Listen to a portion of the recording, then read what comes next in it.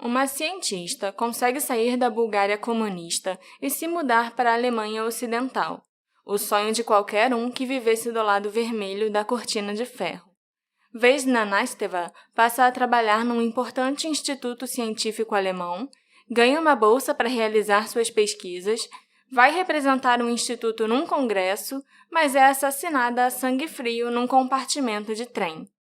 Quem matou Vesna Nasteva e por quê?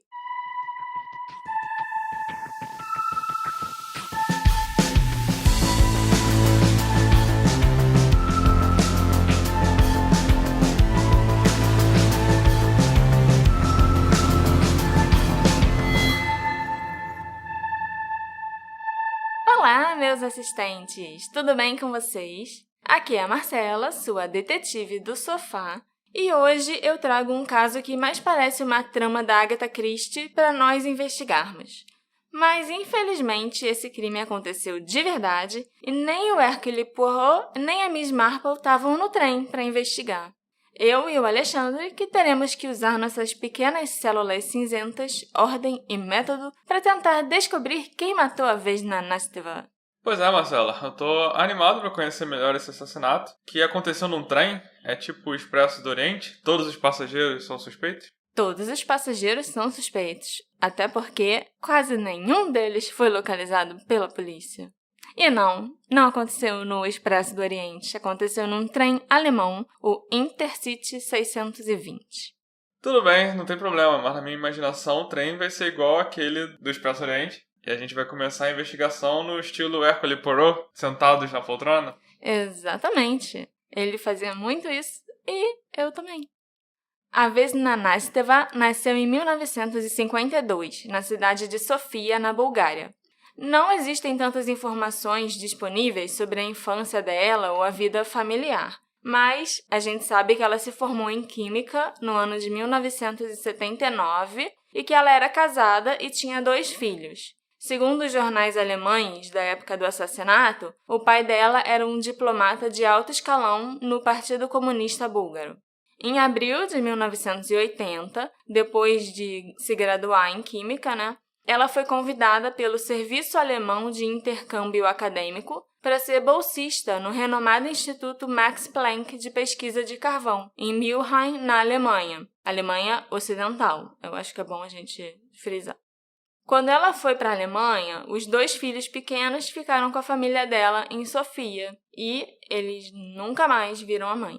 Então é na Alemanha que vai acontecer o nosso crime. Já tá afiando o cérebro, Alexandre, botando sua massa cinzenta para trabalhar. Lógico, era na Alemanha que acontecia tudo naquela época, Além de suas excelentes qualificações profissionais, os colegas de trabalho de Vesna no instituto apreciavam sua natureza aberta e amigável e ela se tornou muito popular entre eles em pouco tempo. Tão popular que ela foi a escolhida para representar o instituto num simpósio em Nuremberg, que aconteceu nos dias 30 e 31 de outubro de 1980.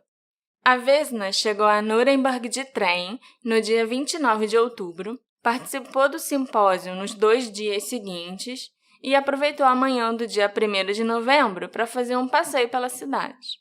Então ela conseguiu aproveitar e conhecer a cidade, antes de pegar o trem de volta. Sim, e eu adoraria conhecer Nuremberg também. Ela foi uma cidade muito rica na Idade Média e a vida em Nuremberg era muito melhor que em outras partes da Europa. E apesar da cidade ter sido massivamente bombardeada na Segunda Guerra, ela foi toda reconstruída. Mas deixa eu parar de divagar sobre a Alemanha e voltar para o caso da Vesna, No final da tarde do dia 1º de novembro de 1980, a Vesna chegou pontualmente à plataforma 7 da Estação Central de Nuremberg para pegar um trem de volta a Mülheim, onde ela vivia. Ela já tinha comprado a passagem para pegar um trem expresso, mas devido a algum problema nos trilhos, aquele trem estava com um atraso significativo. Então, ela foi realocada para outro trem, o Intercity 620. Às 16h55, o trem chegou na estação central de Nuremberg para pegar os passageiros. O Intercity 620 era composto por 2 partes. Uma parte mais longa, com os compartimentos de segunda classe e vagões abertos, e uma parte menor, com os compartimentos privados de primeira classe. e o vagão restaurante ficava entre as duas partes do trem. O vagão restaurante fica meio que dividindo a primeira e a segunda classe do trem, tipo no meio do trem. Separando a ralé da primeira classe, entendeu? A Vesna entrou no último vagão do trem, que era um vagão de segunda classe, e encontrou um compartimento praticamente vazio para se acomodar. O trem estava bem tranquilo nesse dia, não tinha muito movimento e não estava cheio. E foi nessa viagem que a Vesna Anasteva foi assassinada. Se o assassino já estava no trem no momento em que a Vesna embarcou, se ele embarcou na mesma estação que ela ou se ele entrou depois em outra cidade, é um mistério. O trem continuou o trajeto conforme o programado e partiu da estação de Nuremberg às 17h11. Era esperado que o Intercity fizesse 12 paradas até chegar em Mülheim por volta das 23h46. A viagem estava correndo bem e o trem já havia feito paradas em Würzburg, Frankfurt e algumas outras cidades menores. Passageiros entraram e saíram do trem e a Vesna continuou em seu compartimento. Ela estava viva ainda. Estava viva ainda. O Intercity 620 deixou a estação principal de Colônia, que era a penúltima parada antes de Mülheim, às 22h02. O trem estava programado para chegar à sua próxima parada, na estação central de Düsseldorf, às 22h25, e foi entre essas duas paradas, entre a estação de Colônia e Düsseldorf, que o crime aconteceu. Por volta das 22h20, só 5 minutinhos antes de chegar na próxima estação, um passageiro de repente ouviu um gemido terrível e doloroso que aparentemente vinha de um dos compartimentos vizinhos. Ele decidiu dar uma olhada para ver se alguém estava passando mal ou precisava de ajuda e deu de cara com uma cena horrível. Uma figura toda vestida de preto se ajoelhava sobre uma mulher que já estava sangrando muito devido a vários ferimentos e ele continuava a esfaquear a vítima enlouquecidamente. Então ele viu quem atacou ela. Viu. O passageiro deu um grito e o agressor foi alertado da presença dele e se virou. A faca suja de sangue ainda estava nas mãos do homem. Por um segundo, o cara de preto e a testemunha ficaram cara a cara. E antes que o passageiro pudesse reagir, o estranho puxou o freio de emergência, que ficava próximo à porta do compartimento, passou correndo pelo passageiro ainda chocado, foi para o corredor. O trem foi parando com os freios estridentes e o estranho saltou por uma janela aberta. Ele desapareceu na escuridão da noite. Nesse momento, outro passageiro percebeu o que estava acontecendo e correu para informar a tripulação do trem, que chamou a polícia pelo rádio. As equipes de resgate e um médico da emergência chegaram ao local após alguns minutos. A Vesna tinha levado 21 facadas, estava completamente ensanguentada. O perpetrador a esfaqueou profundamente, principalmente na área do peito. Ela foi levada de ambulância para o Hospital Universitário de Düsseldorf. Enquanto ela era transportada para o hospital, a Vesna conseguiu contar o que houve para os socorristas em poucas palavras. Ela disse que um homem que ela não conhecia entrou no compartimento logo que foi anunciado que a estação de Düsseldorf estava chegando, se sentou ao lado dela e, de repente, a atacou. Então ela confirmou que nunca tinha visto aquele homem. E eu acho, então, que isso mostra que ela também não devia fazer ideia do porquê que ela foi atacada. Sim, ela confirmou que ela foi atacada por um desconhecido. Ela não deve ter entendido nada quando o cara puxou a faca e começou a atacar ela, né? Mesmo assim, 21 facadas costuma parecer algo pessoal, né? Sim, é um crime violento, né? Passional demais, sei lá. Enquanto a Vesna lutava por sua vida no hospital em Düsseldorf, o passageiro, chocado, deu aos policiais uma descrição do atacante que ele olhou nos olhos por alguns segundos. Ele era jovem, tinha em torno de 20 e 25 anos, cerca de 1,75 m de altura, vestia um sobretudo de couro preto e luvas pretas. Ele tinha cabelos escuros, levemente oleosos e usava óculos com armação de metal. A arma do crime parecia um estilete ou canivete. Esse cabelo escuro e oleoso, o assassino era um Snape de óculos. Aham. Todo de preto? Sim. Pouco depois de 1 da manhã, já no dia 2 de novembro, né? a Vesna Anasteva não resistiu aos ferimentos e foi declarada morta no Hospital Universitário de Düsseldorf. O nome do passageiro que foi testemunha do ataque à Vesna nunca foi divulgado. O que se sabe sobre ele é que ele era um professor de educação especial de 33 anos que estava viajando para casa em Münsterland. Então, a partir de agora, eu vou me referir a ele como o professor. Eu sempre falo aqui como é importante a preservação da cena do crime, interrogar as testemunhas sempre o mais rápido possível, porque, a mente das pessoas está mais fresca, e sobre como as primeiras 48 horas são sempre cruciais para resolver um crime. E nesse caso, nada disso foi feito. Na verdade, a investigação foi praticamente mutilada e totalmente comprometida. O que aconteceu foi que o Intercity 620 teve seu último vagão desacoplado, o vagão onde o ataque ocorreu, na estação de Düsseldorf, para que esse vagão, sim, fosse devidamente investigado. Mas o resto do trem continuou a jornada. Então, quando a polícia chegou, o trem já tinha ido embora. Os passageiros não foram questionados. Os funcionários também não foram questionados.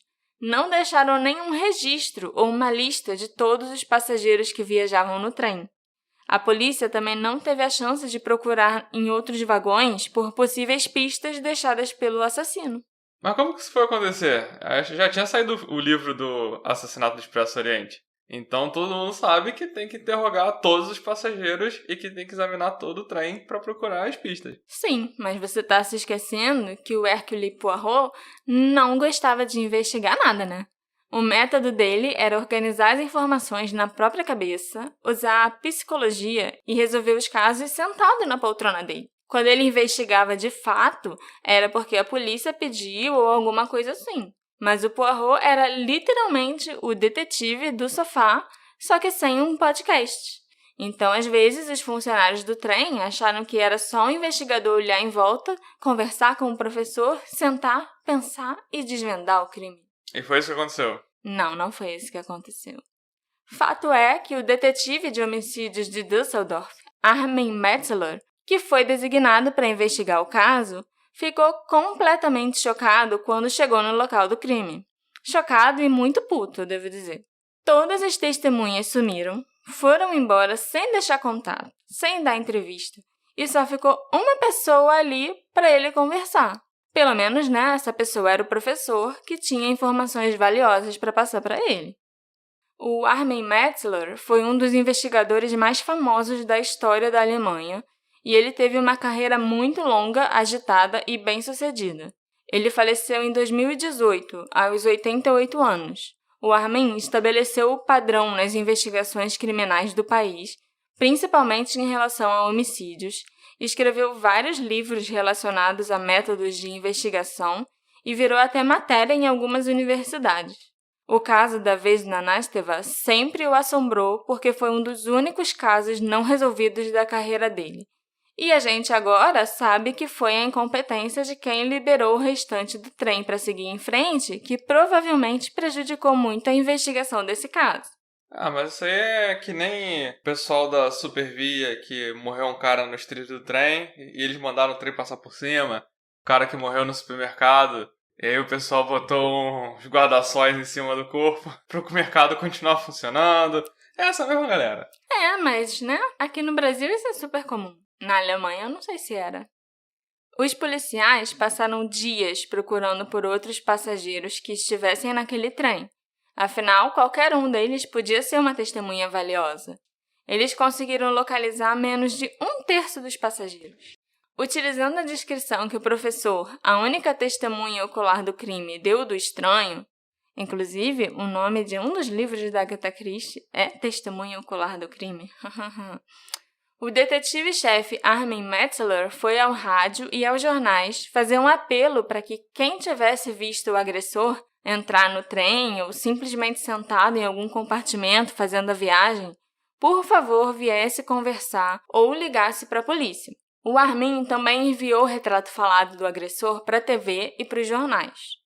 Nos dias que se seguiram, a busca pelo assassino do Intercity 620 deixou de ser local, na região de Düsseldorf, e se estendeu para toda a região da Alemanha Ocidental. Logo, o retrato do assassino estava estampado em todos os lugares. Você mencionou a Alemanha Ocidental, então, se o assassino fosse comunista, ou contratado pelo governo comunista, e tivesse ido para o outro lado do Muro de Berlim, na Alemanha Oriental, o assassinato da Vesna foi notícia lá? Não, o assassinato dela não foi noticiado na Alemanha Oriental. E você tem toda a razão. Os governos comunistas tinham o costume de mandar assassinar os dissidentes. E pode ser que a Vesna fosse considerada dissidente da Bulgária, que também era um país comunista.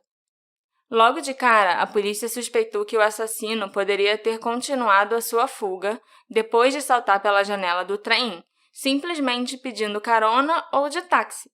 O trem já estava quase chegando na estação de Düsseldorf quando o freio de emergência foi puxado. Então, eles estavam numa área urbanizada. O assassino não teria problema para fugir daquele local. Os investigadores, então, optaram por uma estratégia diferente e até interessante, eu acho. Eles entraram em contato com a produção do programa de TV Aktenzeichen XY Angelast, que era como se fosse o America's Most Wanted da Alemanha Ocidental e que, inclusive, serviu de inspiração para a criação do próprio America's Most Wanted alguns anos depois. E pediram que o assassinato da Vesna fosse assunto do próximo episódio. Nossa, tão rápido assim, eles já queriam botar o caso na TV e fazer um especial diferente. Apenas 6 dias após o crime, em 7 de novembro de 1980, o programa foi ao ar de fato, contando quem era a Vesna, como e onde o crime ocorreu, mostrando o retrato falado do agressor e pedindo para quem tivesse informações ou alguma pista entrasse em contato. Um mapa com os horários de partida do Intercity nas estações do metrô entre Munique, de onde o trem partiu, e Düsseldorf, onde o assassino fugiu pela janela, também foi exibido no programa, porque o assassino vestido todo de couro preto só pode ter pego o trem em um desses lugares. E a roupa dele pode ter chamado a atenção de alguém no próprio trem ou em alguma estação. Era novembro, acho que era outono, né, na Alemanha. Será que essa roupa realmente chamaria a atenção de alguém? Visto que já faz um friozinho lá nessa época, né? É, amor, mas faz frio pra gente, né? Que mora no Rio de Janeiro e sai de casa usando cachecol e bota quando tá fazendo 22 graus. Mas na Europa, novembro ainda não é tão frio assim. Tanto que os próprios policiais acharam que a roupa do cara era meio estranha, sabe? Entendi. O apresentador do programa, o Edward Zimmermann, apontou também que o homem procurado pode ter continuado sua fuga pedindo carona após a frenagem de emergência em Düsseldorf. Também foi pedido, ao final do programa, que todos os passageiros que viajaram no Intercity 620 na noite de 1º de novembro se apresentassem. Infelizmente, o episódio não deu o resultado esperado. Quase nenhum passageiro procurou a polícia após assistir o programa. E os que procuraram não viram o homem de preto do retrato falado. Enquanto milhões de telespectadores acompanhavam a transmissão do Aktenzeichen XY Angelast na noite de 7 de novembro de 1980, o trem expresso E3111 havia deixado a estação da cidade de Aschaffenburg, em sua jornada que ia de Frankfurt a Nuremberg. Sentado em um dos compartimentos, estava um homem com cerca de 1,75 m de altura, cabelos pretos, meio oleosos, vestindo uma jaqueta de couro preta e óculos com armação de metal. Então, será que é o mesmo cara, nosso Snape de óculos? O homem estava claramente nervoso, conforme um fiscal ia se aproximando mais do assento dele enquanto fazia o controle de passagens. Isso é bem comum em trens da Europa, né? Ter fiscais nos trens para verificar se todos os passageiros têm passagens válidas. E quem estiver no trem sem ter validado a passagem, ou nem sem ao menos ter comprado uma passagem, pode ser multado. Quando finalmente chegou a vez do fiscal pedir a passagem daquele homem, o cara, que obviamente não tinha uma passagem válida, empurrou o fiscal, saiu correndo pelo corredor do vagão e tentou abrir uma janela para pular do trem em movimento. Eita, tá muito igual o cara do outro trem que matou a Vesna. Só que, como esse trem estava mais cheio e mais movimentado do que o trem onde ocorreu o assassinato da Vesna, o homem não conseguiu fugir. 2 passageiros reagiram bem rápido ao ver o que estava acontecendo e impediram o homem de pular a janela do trem. Mas, de repente, o homem puxou um canivete do bolso e começou a tentar esfaquear os 2 passageiros. Ele chegou a acertar um dos 2 passageiros corajosos bem de raspão, causando um ferimento leve e superficial. Mas ele foi facilmente subjugado pelos 2 homens que tomaram o canivete dele e o imobilizaram. Às 21h18, o trem chegou à estação ferroviária da pequena cidade de Karlstad am Main. Lá, a polícia ferroviária já estava esperando pelo passageiro clandestino e ele foi levado para a delegacia local para um interrogatório inicial. Um dos policiais que estavam de plantão olhou para aquele homem e teve certeza que ele tinha acabado de ver aquele rosto na televisão há poucos minutos. Mais precisamente, no programa Aktenzeichen XY Ungelöst, quando foi mostrado o retrato falado do assassino de Vesna Nasteva, que tinha viajado por aquela mesma linha férrea, só que na direção oposta, há 6 dias atrás a bordo do Intercity 620. Os oficiais de Karlstad imediatamente entraram em contato com a polícia de Düsseldorf. A descrição do homem que eles haviam prendido realmente tinha semelhanças significativas com a descrição do assassino de Vesna dada pelo professor. O investigador-chefe do assassinato de Vesna, Armin, pediu aos policiais de Karlstad que segurassem o suspeito lá, porque ele levaria o professor e única testemunha do assassinato até a cidade para tentar fazer uma identificação. Mas o professor não estava em casa naquele dia. Ele tinha saído em uma viagem de caça para Sauerland no fim de semana. Levou alguns dias para a polícia conseguir localizá-lo. Os investigadores, então, enviaram um helicóptero da polícia para buscar o professor no campo de caça e levá-lo para a cidade de Würzburg, para onde o suspeito já tinha sido transferido. Nesse meio tempo, o suspeito foi identificado como um cidadão italiano chamado Duilio S. Eu não sei o sobrenome dele, né? E só foi divulgado nos jornais a inicial do sobrenome, o S. Depois de chegar em Würzburg e ficar cara a cara com Duilio, o detetive Armin afirmou ter 70% de certeza que ele era o assassino, porque ele tinha uma aparência quase idêntica ao retrato falado e usava roupas muito semelhantes às descritas pela testemunha. O professor também identificou Duilio como o suspeito quando chegou na cidade, mas ele meio que voltou atrás depois e disse que tinha só 90% de certeza e que ele não queria se comprometer porque, caso ele tivesse errado, ele estaria mandando um inocente para a prisão. É sensato da parte dele. Ele viu o homem muito rápido, então não sabia se dava para ter certeza que foi ele mesmo, né? O professor também tinha afirmado que o assassino devia ter em torno de 20 ou 25 anos, e o Duilio já tinha 34. Então, a não ser que ele tivesse muita cara de novinho, tipo eu tenho, sabe? Existiam algumas dúvidas. Mas, para a felicidade de todos, os policiais, o Duilio confessou o assassinato e foi extraditado para Düsseldorf. No dia 9 de novembro de 1980, uma segunda-feira de manhã, ele foi apresentado ao juiz, que emitiu um mandado de prisão preventiva contra Duilio pelo assassinato de Vesna Nasteva. Ué, mas é então um caso encerrado. Por que você trouxe esse caso para o podcast?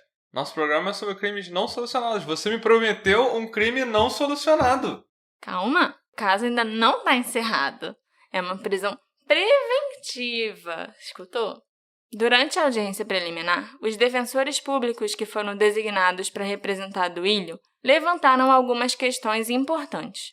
O Duilio claramente sofria de alguns problemas mentais, e havia inconsistências entre o retrato falado e o Duilio. Não era uma combinação perfeita, né? Como se tivessem desenhado o cara. Mas o pior de tudo é que, em sua confissão, ele teve problemas para descrever a Vesna e descrever o crime em si. O relato que ele deu do crime não batia com o que realmente tinha acontecido.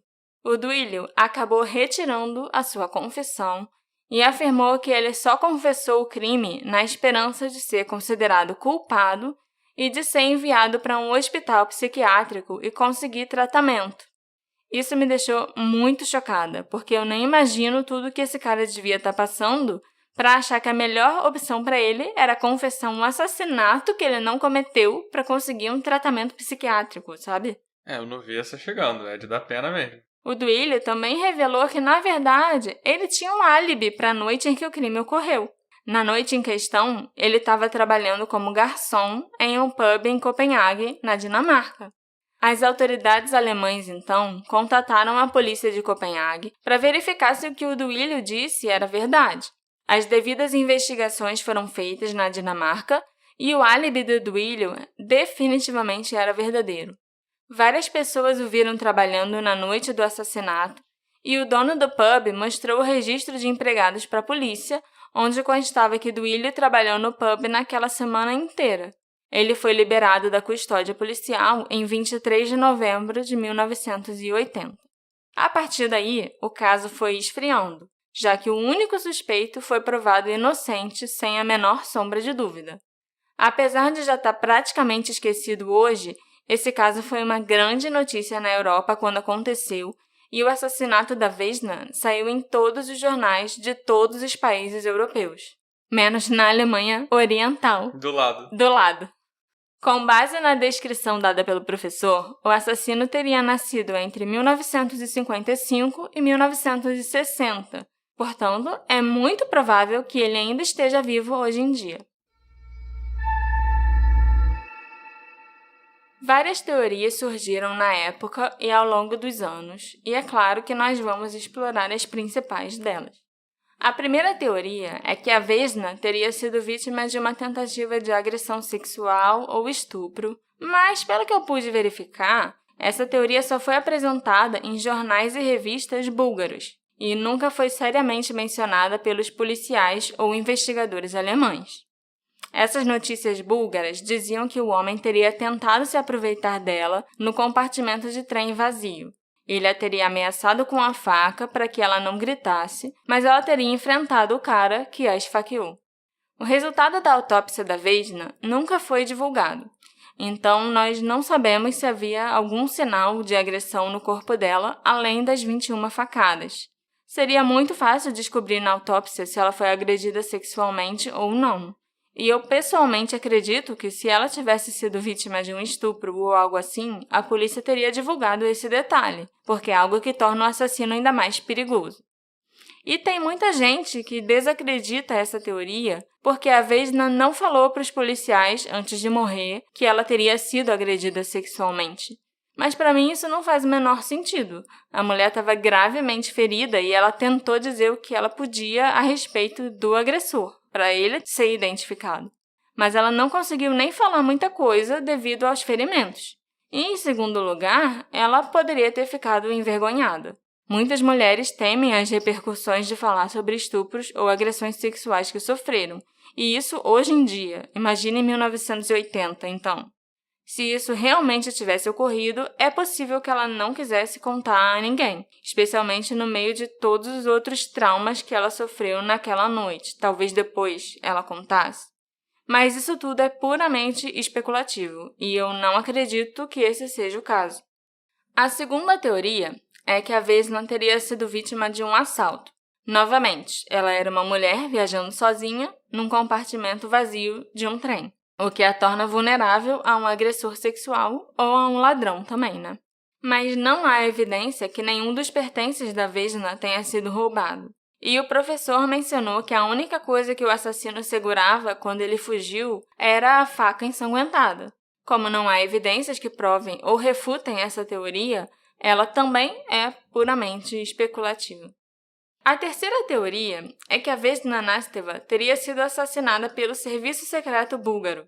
Foi divulgado nos jornais alemães, após a sua morte, que a Vesna era filha de um diplomata búlgaro estacionado na Alemanha Ocidental e que ele estava sendo investigado em seu país por, aparentemente, mostrar relutância em voltar para a Bulgária comunista. Não ajudou também o fato da própria Vesna ter declarado publicamente que ela desejava ficar na Alemanha Ocidental. Ela foi marcada como traidora na Bulgária. Então, será que é possível que o serviço secreto búlgaro tenha assassinado a Vesna para torná-la um exemplo? Mas aí foi um assassinato meio lambão, né? Exatamente. Essa é a teoria mais amplamente aceita na internet.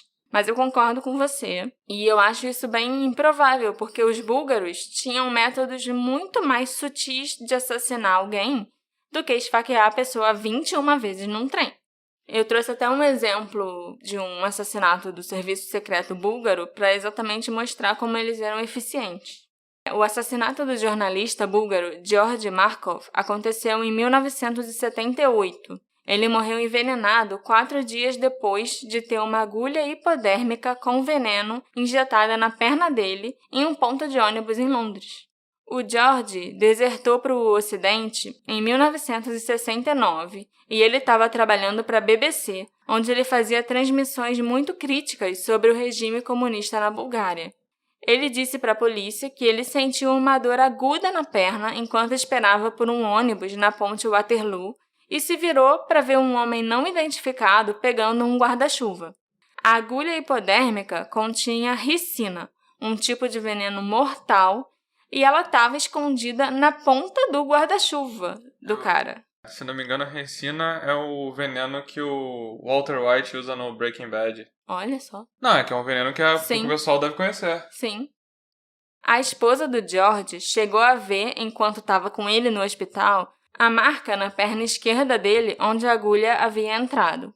Esse caso passou anos sendo investigado pela Scotland Yard, mas a verdade só veio à tona em 1998, anos depois que a Bulgária já tinha passado a ser um país democrata, é lógico, quando o presidente búlgaro, o Peter Stoyanov, descreveu esse assassinato como um dos momentos mais sombrios do antigo regime comunista do país. E em junho de 2005, vazaram arquivos do serviço secreto búlgaro que revelaram que o assassino de Georgi Markov era Francesco Giuliano, um dinamarquês recrutado pela Državna Sigurnost, a agência de inteligência búlgara, que era tipo o equivalente búlgaro da KGB, em 1946. Então, me parece muito improvável que ela tenha sido assassinada pelo serviço secreto. Eles não faziam essa bagunça toda, sabe, para matar alguém. E a gente também tem que lembrar que ela não estava viajando no trem que ela tinha planejado pegar. Teve um atraso e ela foi realocada para outro trem. Eu encontrei uma notícia de um jornal espanhol que falava sobre o assassinato da Vesna, que contém uma informação que eu não vi em nenhum outro lugar, nem mesmo nos jornais alemães ou jornais búlgaros da época. Essa notícia falava que a vítima foi vista em um hotel em Nuremberg, acompanhada de um jovem desconhecido que se suspeita ser o possível autor do assassinato. Eu não faço ideia se isso é verdade ou não e de onde o jornal espanhol tirou essa informação. Mas se for verdade, é possível que os funcionários do hotel e outros hóspedes também pudessem identificar esse homem. A gente teria outras testemunhas, outras pessoas que viram o assassino, além do professor. Então esse jornal espanhol pode ter inventado isso tudo também. Pode ter inventado tudo, mas assim, era uma nota tão pequena, eu vou até postar ela nas nossas redes sociais, que ali parecia que eles estavam realmente dando só as informações mais básicas que eles encontraram sobre esse assassinato. Não parecia estar sensacionalizando. Não estava sensacionalizando de maneira nenhuma, e isso realmente seria uma coisa importante, assim, em torno do assassinato em geral, né? Que ela estava acompanhada por alguém nesses dias que ela ficou no hotel. Uhum. Seria alguma coisa que eu botaria na minha notícia se eu estivesse falando muito rapidinho sobre o assassinato importante que aconteceu na Alemanha. Então, não sei se eles eu não acho que eles inventariam isso. Eu acho que eles realmente tiraram essa informação de algum lugar. Mas eu não sei da onde. Outra coisa importante que eu descobri é que o pai da Vesna, na verdade, era um médico e cientista búlgaro muito famoso chamado George Nasteva. Ele, por muitos anos, foi chefe do Departamento de Doenças Nervosas do Hospital Universitário Tsaritsa Ioana e reitor da universidade. Depois, ele se tornou um vice-ministro da Bulgária até chegar ao cargo de ministro da Missão Permanente da Bulgária junto à ONU na Suíça. Então, ele não era um desertor do governo comunista búlgaro, por isso, nem ele próprio, nem a sua filha eram alvos do governo de verdade, como todos os jornais alemães especularam na época. E as maiores teorias também, né? Sim, pois é. Será que o assassinato da Vesna aconteceu por acaso? algum psicopata, serial killer ou simplesmente um homem sofrendo de distúrbios mentais resolveu matá-la depois que a viu sozinha no compartimento de trem? Parece que sim, porque eu não consigo imaginar motivos para alguém resolver assassinar a Vesna Nasteva. Pelo menos não a partir de toda a informação que eu consegui coletar. Mas é o que você falou antes, 21 facadas é um crime muito, muito passional. Aí a gente tem que partir para a especulação. Será que a Vesna estava tendo um caso? Será que o marido búlgaro dela descobriu e mandou matar a esposa? Ou ele mesmo a matou? É estranho como o marido não é mencionado em lugar nenhum. E eu sei que ela disse que não conhecia o agressor, mas com 21 facadas, eu não acredito que esse fosse o caso. Que tenha sido de graça. Que tenha sido de graça. Eu acredito que ela possa até não conhecer, mas que ele tenha ligação com alguém que ela conhece muito bem, entende? Uhum. A não ser que o culpado realmente seja alguém no meio de um surto psicótico ou algo assim, quem matou a Vesna a conhecia, sim, e estava com muita raiva dela. Será que foi um amante? O cara que estava com ela no hotel, segundo os jornais espanhóis? Será que foi um concorrente que queria roubar pesquisas dela? As possibilidades são inúmeras nesse caso. Eu realmente acho que só o Hercule Poirot conseguiria resolver. Já que você falou do Poirot, a minha teoria é mais ou menos essa. Já tinha saído o livro da Agatha Christie? Já há muitos anos. Assassinato no Expresso Oriente? Sim, e inclusive no início dos anos 70 já tinha saído o primeiro filme, a primeira adaptação do Assassinato do Expresso do Oriente. Então, minha teoria é que realmente uma pessoa desequilibrada demais queria matar alguém. Pra ver se conseguia se livrar? Queria matar alguém num trem e ver se Tipo o conseguia. Rope do Hitchcock. E pra ver se conseguia sair impune. E isso até explicaria porque ela vestiu uma roupa preta que tava incomum pra época. Ela também tava, nossa, vou ser um assassino, vou vestir uma roupa preta, tipo Jack Estripador. E vou lá e vou matar e ninguém vai saber que fui eu. E é isso, é uma pessoa desbalanceada que pra matar acha que precisa de 21 facadas, mesmo nunca tendo conhecido a pessoa. E tava empolgada porque tava empolgada com o assassinato no Expresso Oriente. E achou que seria maneiro matar alguém num trem, sabe? E de graça mesmo. Até porque se você não tem conexões com aquela pessoa, se você pegar alguém aleatório pra você matar, é mais difícil mesmo que você seja rastreado como o assassino. E ela tava no último vagão, ela tava sozinha no último vagão, no compartimento que ela tava. Então ela foi escolhida ali naquele momento. Não importava se ela pegou o trem errado, se o trem dela foi cancelado, ela teve que pegar outro, alguém ia morrer naquele trem, alguém que estivesse sozinho ia morrer naquele trem. E foi ela. Essa é a minha teoria de agora. E ela era um alvo muito, muito fácil, né? O que você acha? Quem matou a Vesna Nasteva? E por quê? Me responde lá nas nossas redes sociais, @detetive-do-sofá. Eu tô muito curiosa para saber o que você achou desse caso. A gente se encontra na próxima investigação. Tchau. Tchau, ao invés de tchau, tchau. Fechou? Fechou.